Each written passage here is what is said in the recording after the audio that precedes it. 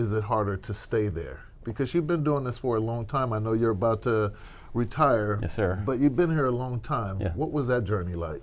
Wow, it's a long journey, and as I tell young men and women that decide to wear the nation's cloth, hey, you have to break your life up, and I kind of say every decade, hey, what do you want to do?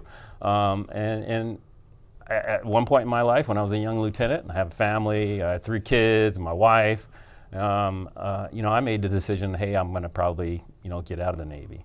But I had some leadership that came and talked to me and said, hey, we think you have you're doing well. This is what we recommend you do. And I decided to stay. It was a conversation with me and my wife. And, I have no regrets. I am so humbled to be in this position. So, yes, sir. So along the way, you say you've been doing this a long time. There's a lot of failures. There's a lot of successes. Mm-hmm. Do you learn more from either one, or is it a combination of both? Yeah, absolutely. Another great question. I learn a lot from both sides, but I think the true learning, say if you look over the course of your life, you think even bad coaches I think the ones that really stick with you are the ones that really made you feel important, and those who took the time to mentor you and talk to you and to really see how you are doing as an individual. You're not going to get everybody, right? Right.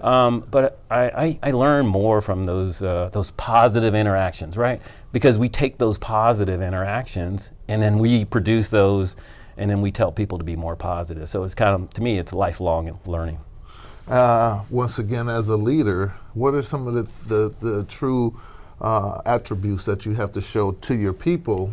Because I know it's just like being a coach. Mm-hmm. You got your favorites. Yes. You got your people who you depend on more than others. How is it for you in that regards?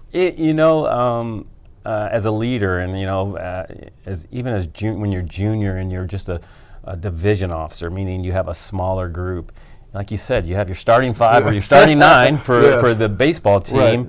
But you also have people on the bench that also need your time, right? Right. And so, and in work centers and in commands, your goal is to try, because your all-stars and your big ring winners, they're eventually going to leave. So if you haven't worked on the bench and given those people your time, then you kind of fail.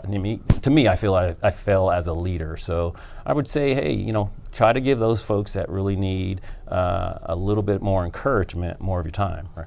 So do you lead by example? Absolutely, without a doubt. And are you one of those guys that say, do as I say, but not as I do, or do you lead by example, going, hey, this is the way absolutely. You do it? You have to do that, because that fundamentally that's about trust. And people, if you're going to have that, do completely opposite of what you talk about, then your people are not going to trust you. They're not going to believe in you. They're not going to believe in the institution, the organization, and they think that you're just looking out for yourself. So, I fundamentally have just led by example. And granted, no one does everything perfect in life.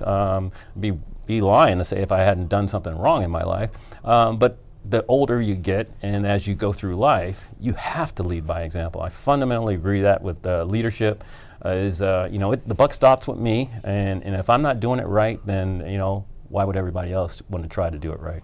You're watching What Is Your Pregame?